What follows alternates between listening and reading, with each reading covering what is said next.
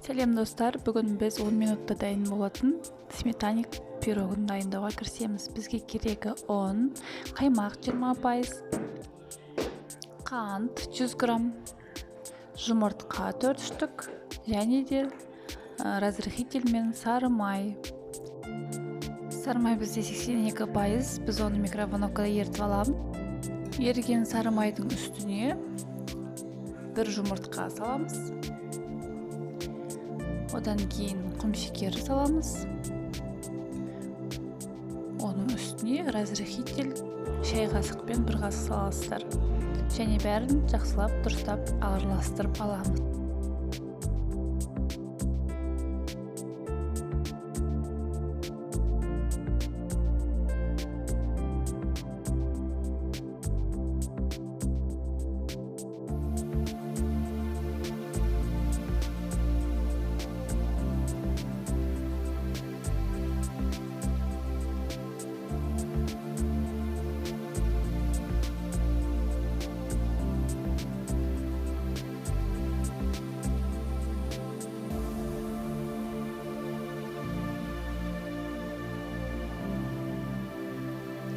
Бәрін араластырып болғаннан кейін ұн саламыз. Мен үлкен қасықпен бір қасық 30 грамм деп есептеймін.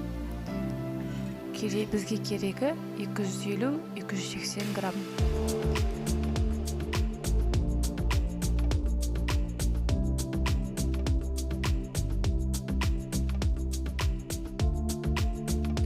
Салған ұнымызды араластырамыз.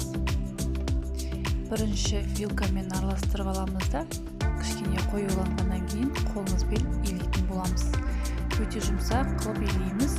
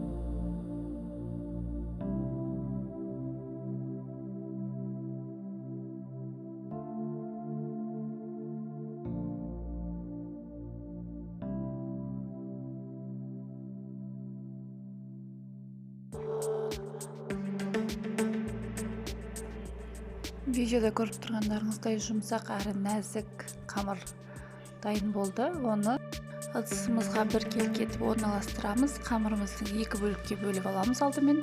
Бір бөлігін ыдысқа жаямыз, екінші бөлігінен шетіне бортиктер жасайтын боламыз.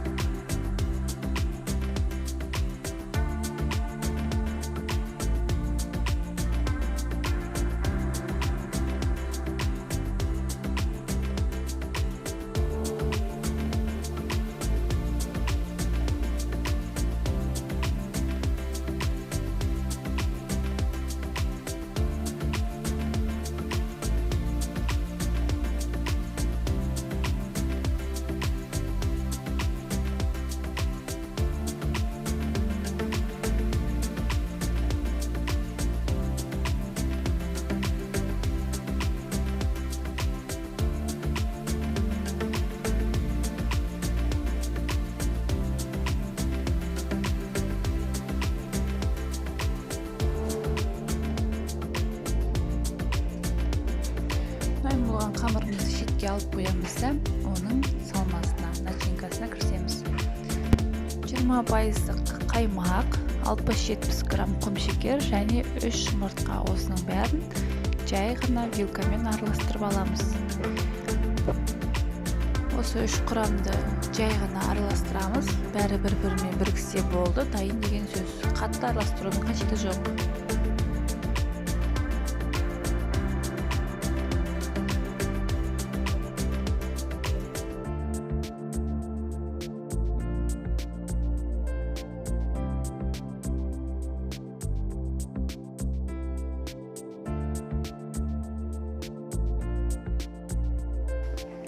Бәрін араластырып болғаннан кейін оны тестоның үстіне құйып 180 градуста қызып тұрған пешке 30-40 минутқа пісіріп аламыз.